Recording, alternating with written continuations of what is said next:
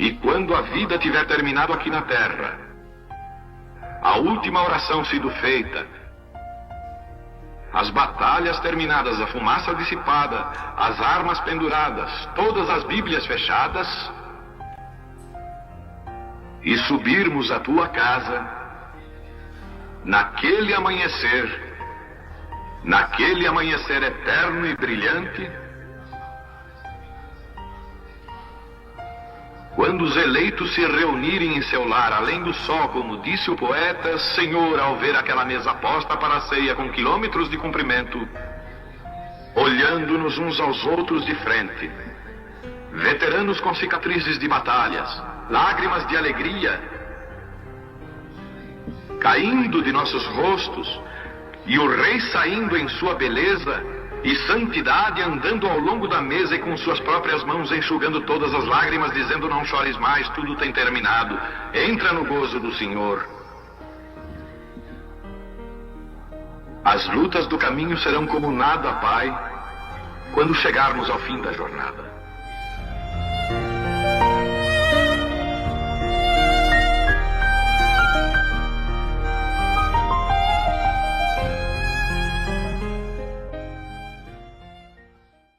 Vamos abrir nossas Bíblias para Hebreus capítulo 11, versículo 23. Pela fé Moisés, já nascido, foi escondido 3 meses por seus pais, porque viram que era um menino formoso e não temeram o mandamento do rei.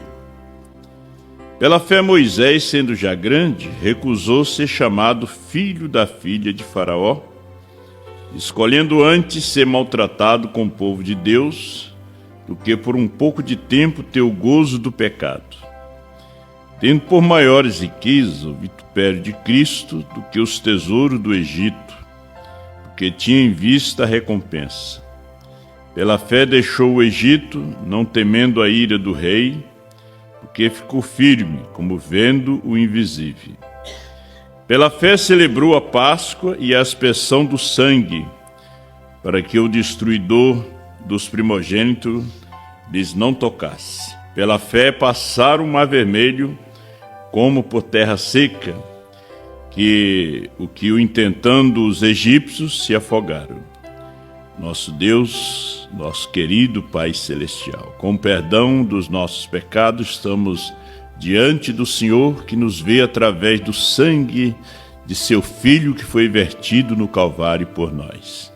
Abençoa cada um dos teus filhos aqui presente através da internet, porque o Senhor conhece a necessidade de cada um de nós, Pai. E a necessidade da tua noiva, tua esposa hoje, é na alma.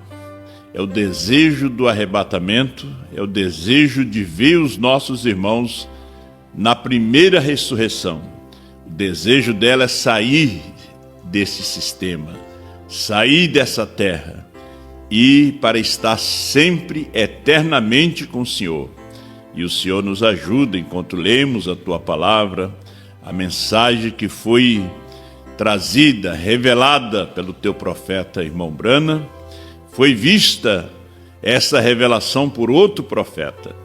Senhor, nos ajuda e abre o entendimento dos teus filhos para que eles possam ver a palavra do Senhor para esse dia, dentro da dispensação e da era da noiva, da esposa do Senhor, bem fora de Laodiceia, bem fora de toda a confusão. Ajuda, Deus, a ser como Moisés, que tudo fez por fé.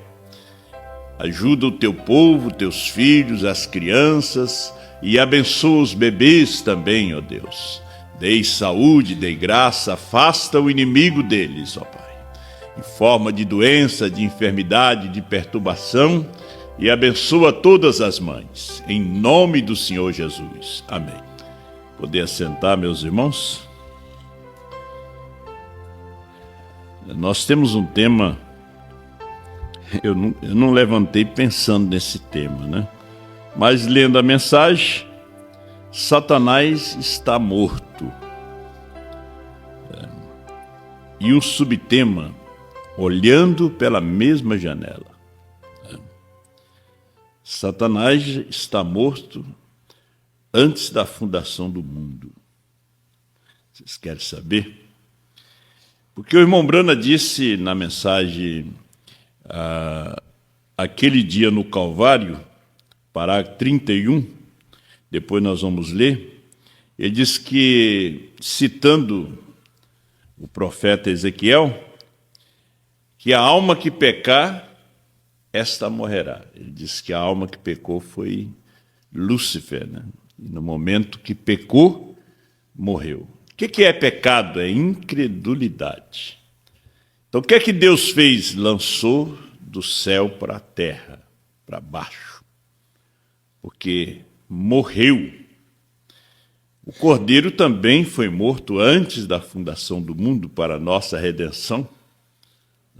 Não só ele que também foi morto, mas o Cordeiro. No Calvário, quando Jesus morreu, o irmão Brana disse que Satanás é tipo daquela grande abelha, né, que deixou seu ferrão na carne de Emanuel. E quando a abelha ferrou, ela sai para morrer. Então, Satanás não tem poder sobre o cristão, não. Ele é um inimigo derrotado, ele é um inimigo vencido, ele foi vencido no Calvário. Veja só, é um inimigo morto.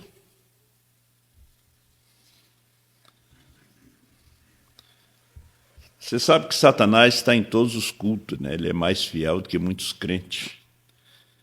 Satanás estava ali quando Moisés escrevia o Gênesis, Êxodo, Número, Levítico, Número, Deuteronômio. Ele estava ali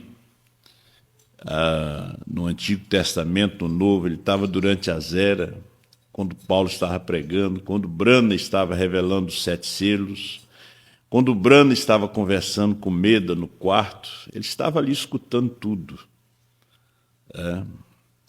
E ele é um grande conhecedor. Por ser conhecedor, ele é um pervertedor da palavra. É o inimigo derrotado. Mas o irmão Brana disse que ele é um bom inimigo.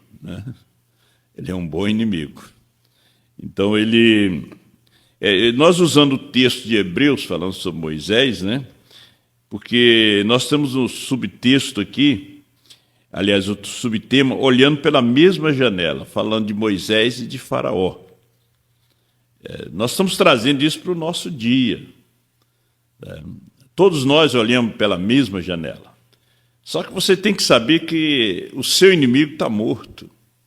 Ele já foi vencido no Calvário. Isso não quer dizer que você não vai orar mais, não vai buscar Deus, jejuar. Se Deus te inspira para fazer determinada coisa, tudo vem de uma inspiração de Deus, né? Uma inspiração divina. Olha o que o profeta disse em Perguntas e Respostas de 1959. Esta é a morte que atinge Satanás. Esta é a morte.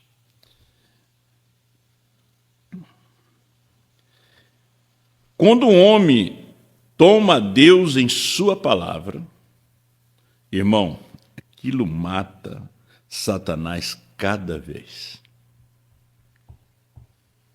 Isso me chamou a atenção, me prendeu aqui, né? Quando um homem, uma mulher, toma Deus em sua palavra, aquilo vai matando o diabo. Você não pode ter um diabo vivo dentro de casa.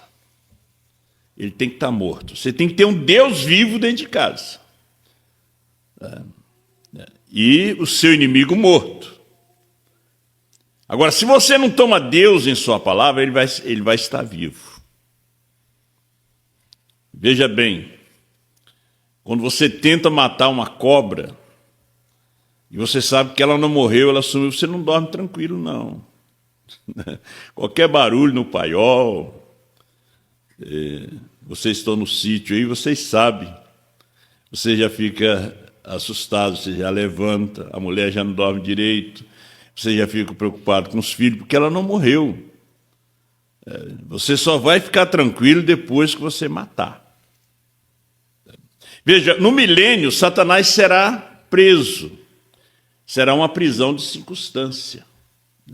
Uma prisão de circunstância. Não vai ver ninguém ali fumando, bebendo, prostituindo, mentindo, fazendo confusão. Então ele está preso. Então, no seu lar, na sua vida, ele tem que estar preso. Veja, quando há algum desentendimento em casa, quando há algum desentendimento entre família, você diga para a mulher, mulher, acho que ele está solto. Porque essa discussão está forte, esse problema está forte. Eu acho que ele está... Vamos ver se ele não cerrou alguma grade aí. Porque ele tem que estar preso, é uma prisão de circunstância. Quando algum ismo surge, alguma coisa errada, ele está solto. Né? Você não matou ele direito. Você tem que matar ele. Você ainda vê debaixo do soalho alguma coisa mexendo. É sinal que ele não morreu. Você tem que procurar, você tem que esmagar a cabeça dele. Capítulo 16, aos Romanos, Paulo disse, no dia que Deus esmagar debaixo dos nossos pés a Satanás. Chegou o dia, Apocalipse 10, 8 a 11. Ele tem colocado debaixo dos nossos pés a Satanás. Nossos pés, eu digo, da noiva, né, da esposa. Este é o maior choque que Satanás pode receber. Quando um homem toma Deus em sua palavra.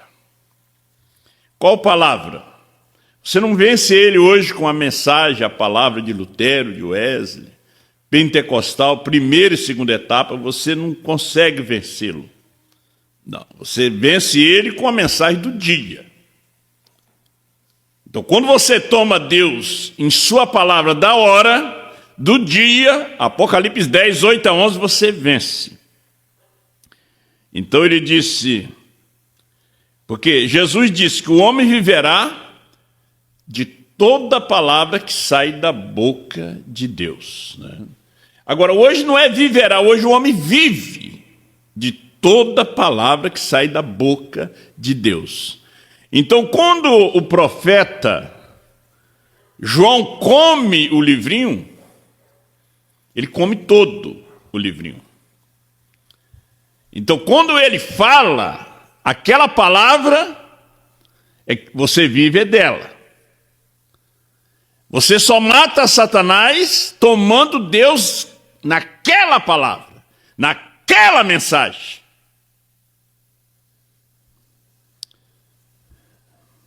Eu estava lendo essa mensagem aqui, a Grande Comissão, acho que ela não tem em português, acho que não. Ou deve ter em outro aplicativo, a Grande Comissão, parágrafo 16, o irmão Brana contando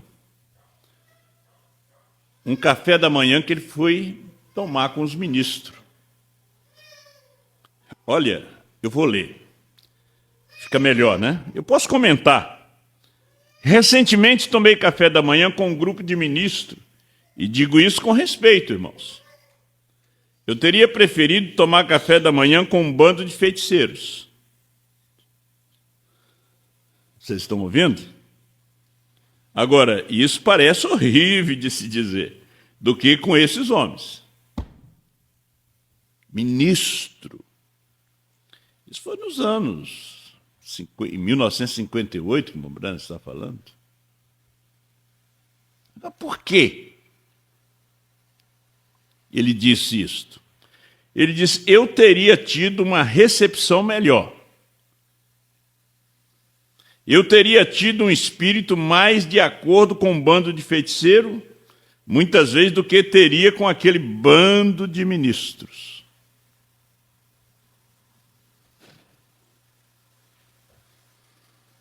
Que coisa horrível. Deus nos livre disso. Ele diz, são tão intelectuais. Tudo se afasta do Espírito. É a palavra. É palavra, é palavra. Deus, claro, eu creio na palavra. Mas o que é que eles estavam falando demais? muita intelectualidade, tentando explicar a palavra. Não é para ministros. Veja só, Deus no meio dos ministros. Deus preferiu estar tomando café da manhã com os feiticeiros do que com aqueles ministros.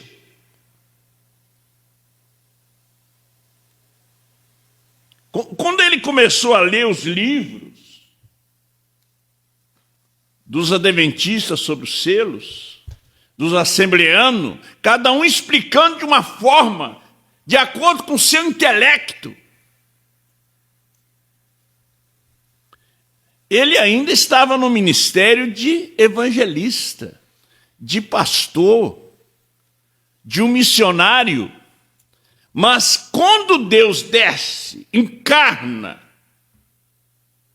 e manda ele a Jeffersonville para revelar esses 7 selos, esses 7 trovões, agora já era um ministério profético, já era Deus mesmo. E ele disse, quando essa fita, falando do 7º selo, chegar em circulação, será motivo para correr com 10.000 dos meus amigos. Eles vão dizer, irmão Branda quer ser profeta. Seus amigos não criam que ele era profeta. O irmão Branda está querendo ser um profeta diante de Deus. 10.000 dos meus amigos. Irmão Branda disse, esses ministros eram muito intelectuais. Cada um tinha uma ideia.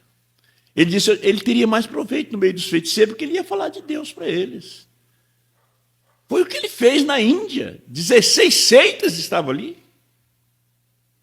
Quando ele curou aquele homem, que ficou cego de tanto adorar o sol.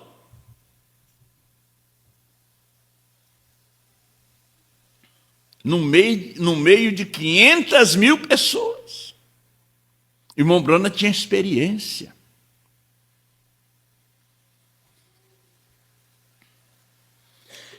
Você pode ver que deixaram os 7 selos de lado. Não mexe mais nos 7 selos. Eles também fazem até bem. Porque é só um profeta para mexer nos 7 selos. É só um profeta para mexer em 7 trovões. Em novo nome.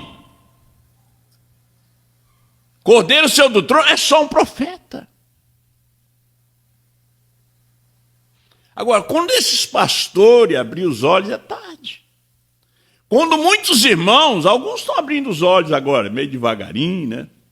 Como o irmão Branda disse, que existia aquela graxa do graxaim, que a sua mãe passava nos seus olhos, porque no inverno grudava ali, eles não podiam ver, aí esfregava aquele ali e via. Então hoje ele ainda tem colírio para abrir os seus olhos, para você ver a mensagem profética, que nos dá a fé de arrebatamento. Então, para a noiva, a esposa, Satanás está morto. Então ele disse, pela fé Moisés, 104. A gente vem resumindo por causa do horário. Ele considerou o vitupério de Cristo maior riqueza do que todos os tesouros do Egito. Então ele tinha que fazer alguma coisa. Ele abandonou o Egito. Veja, ele estava olhando pela mesma janela. Mas ele parecia diferente de Faraó, ele via diferente. A janela era a mesma, os trovões são o mesmo, os selos são o mesmo, a Bíblia é a mesma. Mas o seu olhar e o meu olhar é diferente. Eu olho Mateus 28, 19, e o assembleano olha também. Ele vê 3, ele vê uma trindade, ele vê que tem que ser batizado nos títulos. Eu já vejo que tem que ser batizado em nome do Senhor Jesus Cristo. Eu creio na unidade de Deus. E é a mesma janela, é a mesma Bíblia. E quando você olha para esses selos, quando você olha Apocalipse 10, 8 a 11, como é que você enxerga? Enxerga um pastor? Apocalipse 10, 8 a 11? Porque quando se fala de João, nós vemos o ministério dele, evangelista. João, o evangelista. João, o apóstolo. Jesus chamou de apóstolo e consagrou ele como apóstolo. Mas depois nós vemos ele mandando as cartas. 1 João, 2 João, 3, pastor. Filhinhos, né? Não ameis o mundo, nem as coisas que estão no mundo. Mas vemos ele em Apocalipse, profeta. 34 da mensagem à brecha. Entre as 7 eras da igreja e os 7 selos. Vemos profeta. Quando nós chegamos no século XX, já não é visão de Pátimo. É realidade. Nós, desse deserto confuso, uns esperando o irmão Branham voltar para revelar selos, o 7º selo, 7 trovões, novo nome, e assim por diante. Cumprir a visão da tenda, uma confusão, uma Babel no século XX. Irmão Branham já tinha partido, outro já estava esperando o retorno do irmão Branham. Aí aparece, veja, sendo Anás e Caifás sacerdotes, a palavra do Senhor veio a João no deserto. Por que não foi a eles? Porque eles eram sacerdotes. Porque a palavra do Senhor não foi ao pastor Joaquim, ao pastor saudoso, pastor Manuel Pontes, um grande missionário. A terceira puxada, não, a palavra revelada foi a terceira puxada. Não, foi uma mensagem. Eles trouxeram uma mensagem evangelística. Porque agora é hora de falar dessa mensagem.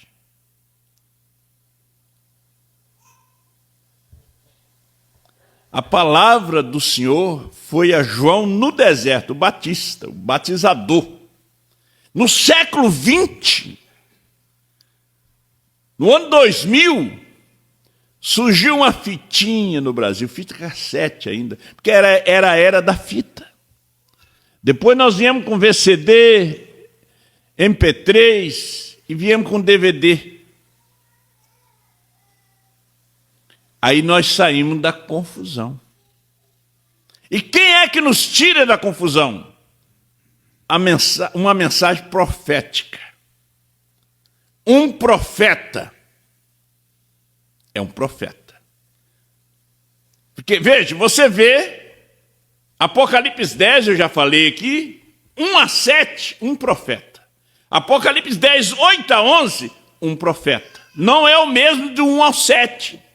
1 ao 7 tinha um ministério de cura. Mas o ministério de João, profeta, Apocalipse 10, 8 a 11, era de comer o livrinho. Nenhum pastor podia comer o livrinho. Você veja só, né? Nem os filhos do irmão Branham comeram o livrinho. Eles somente distribuíram a mensagem. Quem comeu o livrinho foi João. Foi aqui na América do Sul. E quando nós ouvimos, veja que a igreja assustou. Veja o susto. Quebra o CD. Teve um pastor em Porto Alegre que ele pegou a caixa, mandou os diáconos abrir um buraco e botar lá dentro. Não demorou muito, ele morreu.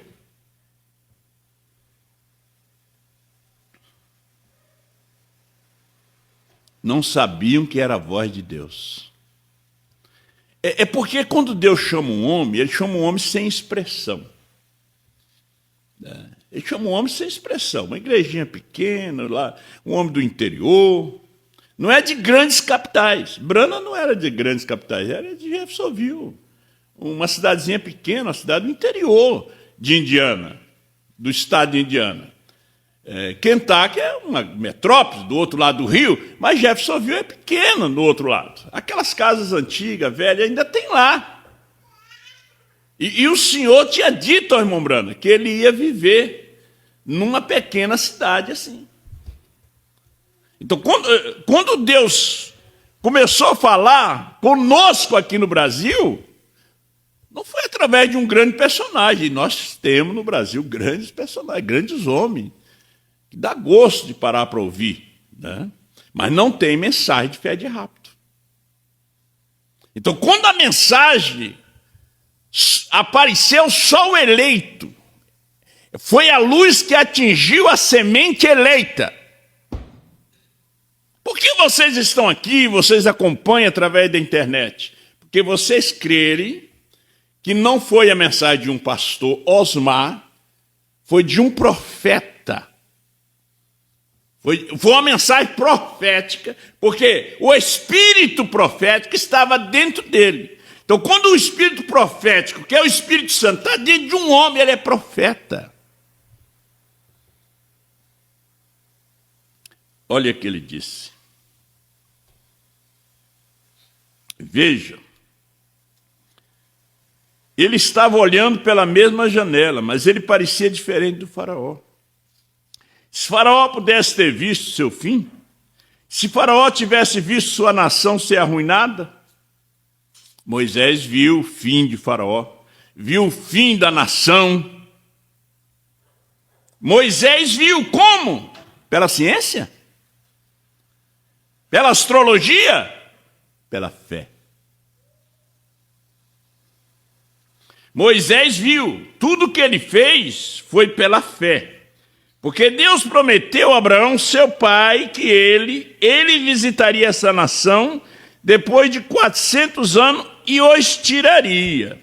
E pela fé Moisés creu na palavra que Deus disse e reconheceu a si mesmo pela fé como o líder escolhido para libertá-lo. Ele sabia onde estava.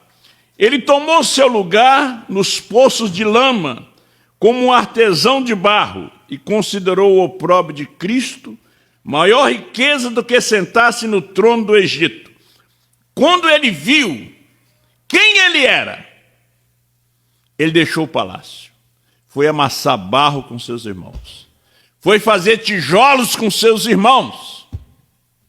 Ali é onde ele matou aquele egípcio. Olha, ele nunca disse, eu me solidarizo com isso. Ele tomou o lugar deles e foi com eles. Um tipo de Cristo. Ele tomou o lugar deles. Nós fomos com eles, porque como Cristo tomou o nosso lugar, Moisés ali, no Egito, tomou o lugar dos seus irmãos. Foi amassar barro com eles. Porque eles olharam da mesma janela. Faraó viu um grupo de fanáticos, um grupo de amassadores de barro. Moisés viu os filhos de Deus, os filhos de Abraão. Moisés viu o seu sangue ali. Eles tinham o mesmo sangue dele, o mesmo DNA. Agora veja, você está vendo do mesmo sete selos, da mesma Bíblia. E você vê que você tem o mesmo DNA de Brana. O mesmo DNA da esposa desde a primeira era. Você faz parte dela. Um dia ele nos chamará.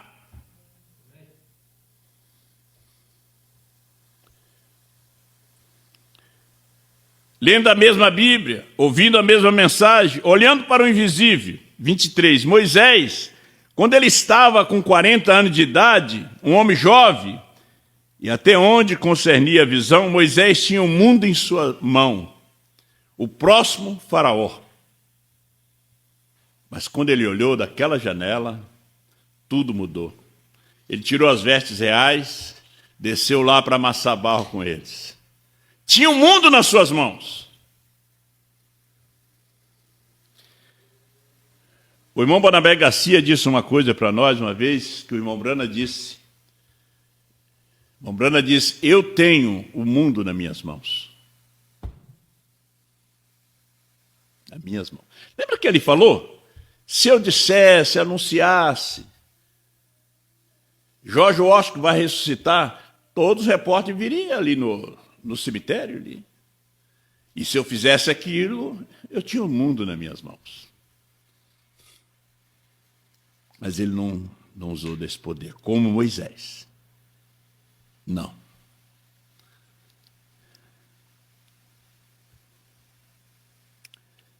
E mesmo assim, ele olhava pela mesma janela que Faraó olhava. E ele via aqueles hebreus. Para Faraó, que olhava para eles, eles não eram nada a não ser um monte de amassadores de barro. E lá embaixo, na lama, fazendo tijolos, como é que essas pessoas nos vê? E eles pegam a mensagem, né? Olha, aqueles lá adoram Brahma. Olha aqui a mensagem aqui, ó. Pega a Bíblia. Aqueles lá é um grupo de ismo. Agora, quando o eleito olha, ele disse, é meus irmãos. Vou lá amassar barro junto com eles também. Né? Porque haverá um êxodo. Haverá um êxodo. Haverá um rapto. E vamos estar juntos. E nós oramos que os nossos irmãos também venham. Veja. Mesmo com todos os sinais que Moisés operou diante de Faraó, o coração dele continuou duro. Porque Deus endureceu o seu coração. É Deus que endurece. Você diz, não, porque fulano não aceita. Porque... Não, é Deus que endureceu o coração dele. Deus cegou ele, cegou ela, para que não veja. Para a celebridade que passavam, eles eram o mesmo, amassadores de barro. Para as pessoas bem vestidas, aquele era um punhado de escravo, nada mais do que revolvedores de lama. Mas quando Moisés olhou através da mesma janela, ele os viu de modo diferente.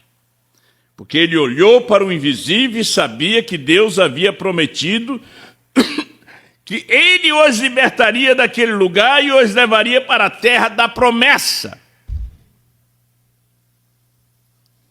Pois ele olhou para o invisível, ele viu os anos que estavam à frente, ele viu o Egito destruído, mesmo ele estando em seu período de florescência. Agora veja, o livrinho não podia ser dado para qualquer um comer.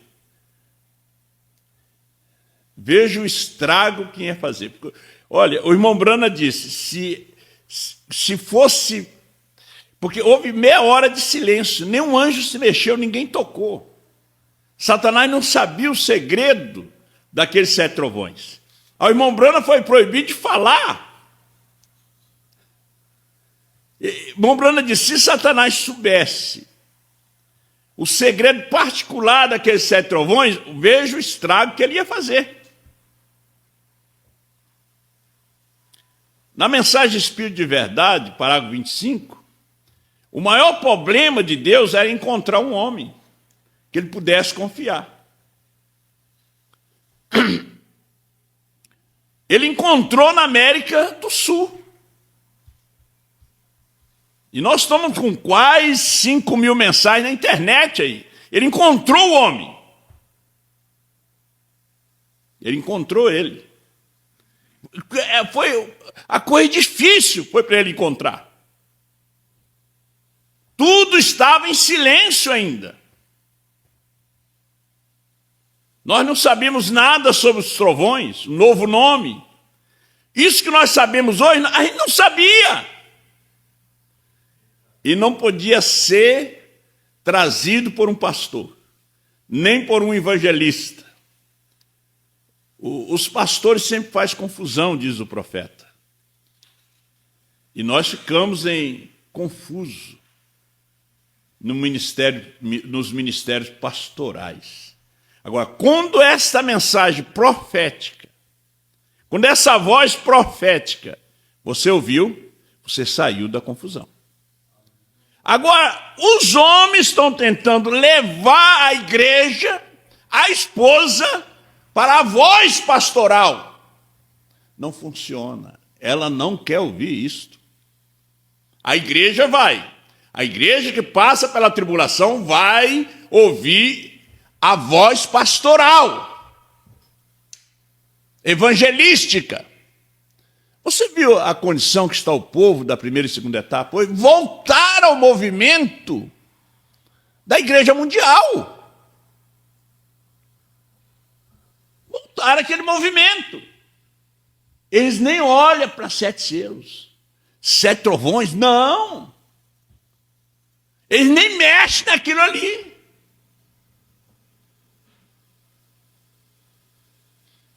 Liga o seu aparelho, vai escutar.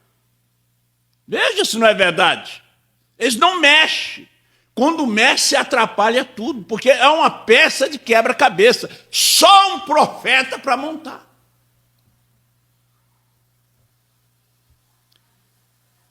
Quando o pastor Osmar estava no ministério pastoral, ele foi até pregar o nome hebraico. Agora, quando Deus ungiu ele no ministério profético, aí nós ficamos sabendo que ele subiu com o novo nome. Nós ficamos sabendo que era os 7 trovões. Nós ficamos sabendo. Agora, quando ele estava no ministério pastoral, ele foi pastor da cruzada, ele pregou o nome hebraico, ministério pastoral. E eu digo aos pastores que me ouvem, leva o povo a ouvir a voz. Não de Lutero, nem de Wesley. A voz de Deus através da esposa.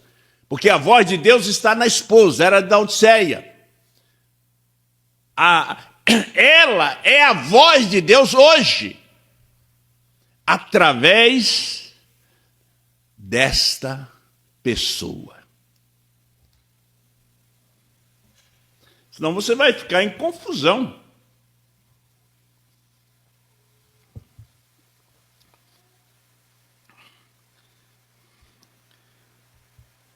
Porque clamas, fala 101. Eu já vou terminando, meus irmãos. Que quadro do dia hoje. Ali está uma religião diferente. E como se este Moisés, ainda sentado com o presidente ou o grande homem, Faraó, para tomar seu lugar em sua morte. E ele era um homem velho. Moisés, todavia, pensou que aquele chamado, ele olhou lá fora, pela mesma janela, novamente o profeta falando nessa mensagem, pela qual Faraó olhava para fora e via aquela gente que levantava suas mãos. E eles os açoitavam, até matá-lo, porque estavam orando. Os traspassava com espada, porque eles ainda falavam em desobedecer em todo o tempo, e fazendo-os trabalhar, até que seus corpos pequenos e velhos caíam, e lhes dava metade do suficiente para comer. Bom, não era outra coisa que um grupo de fanáticos, que nem sequer eram humanos. E Moisés, aquela fé nele, olhou para eles e ele disse, eles são gente bendita de Deus. Onde está esse olhar de Moisés hoje? Onde está esse olhar de Brana hoje? Quando ele visitou a igreja metodista, ele estava em Moneville. Ele voltou no tabernáculo Brana e disse, um dia eu batizo ele. Quando ele olhou em Moneville, ele viu um membro do corpo. Ele viu um homem que não cria na ressurreição isolada do irmão Brana. Quando ele foi para uma cadeira de roda, a igreja disse, ele está aí assim, porque ele não crê que o irmão Brana vai ressuscitar. A igreja do tabernáculo. Mas ele sabia em quem ele tinha crido. Ele sabia quem era o William Brana. Agora você vai colocar em esquecimento a voz da esposa, João. Você vai ter o Osmar só como uma figura, um fundador da igreja de Franca, um desbravador do Brasil, 7 nações. Não, essa voz não vai morrer, disse o pastor Eliezer Ribeiro, de Belém do Pará. No dia que o pastor Osmar partiu, ele publicou um áudio. Ele profetizou. Ele disse: essa voz não vai morrer, vai permanecer. E ele não crê no que nós cremos. Aí tinha que vir um outro para falar. Eu lembro, nós ouvimos no carro, quando nós estávamos indo para o enterro. Estava eu, o irmão Gilberto, o irmão Edivaldo,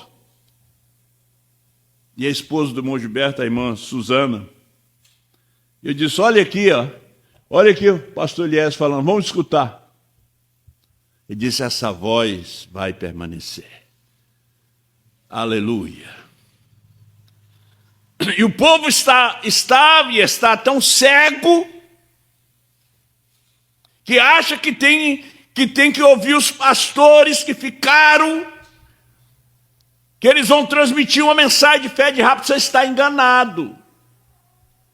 A mensagem que te tirou da confusão foi esta. A mensagem que vai te dar fé de rápido é esta aqui, é essa voz. E nós estamos aqui fazendo o quê? Incentivando vocês a ouvir. Se não ouve, perece.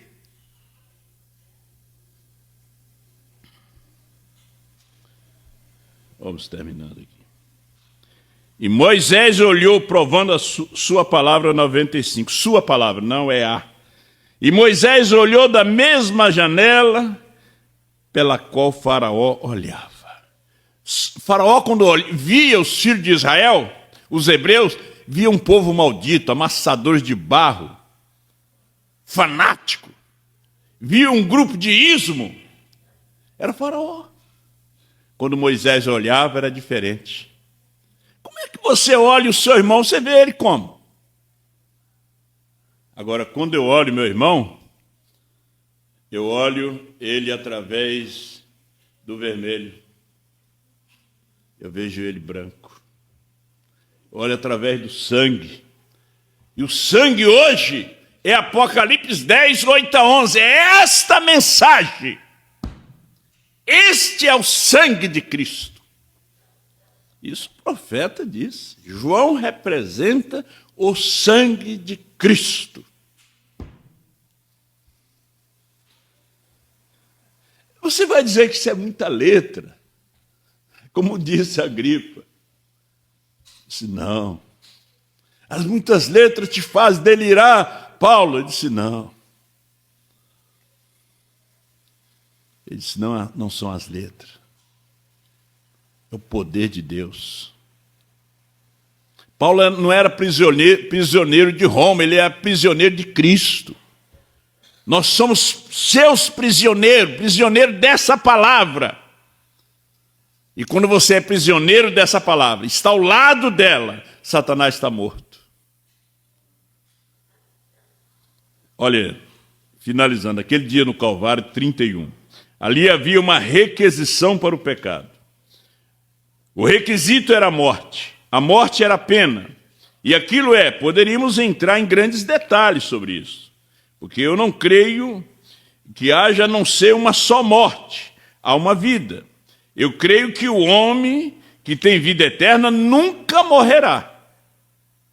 Por que você está aqui? Por que essa mensagem trouxe você até aqui? Você tem vida eterna. E nós estamos no tempo do amém. E eu creio que há uma aniquilação completa daquela alma que pecou. Pois a Bíblia diz: a alma que pecar certamente morrerá. Não o homem, a alma que pecar. Eu vejo que todos nós estávamos em Cristo, mesmo antes da fundação do mundo. Por isso nós temos nos manifestado hoje. Agora, aqueles que estavam em Lúcifer se manifestam. Porque houve batalha no céu. Lúcifer e seus anjos. A terça parte dos anjos do céu. Dos mensageiros, dos pregadores. E Miguel e os seus anjos. Miguel é Cristo.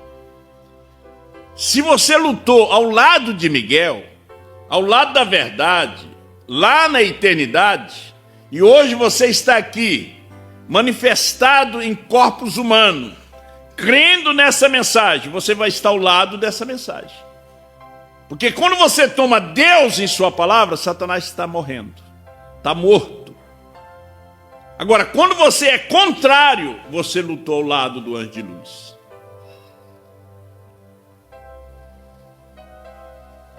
Então Satanás certamente morrerá e estará completamente destruído, porque foi a alma que pecou.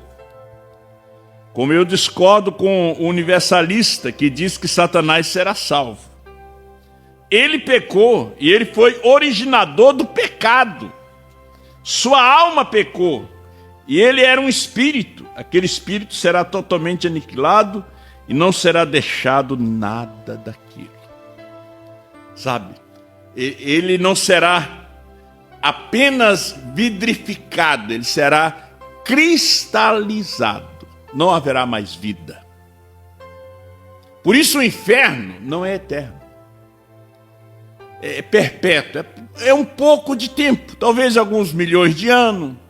Deus não conta tempo. Deus te abençoe.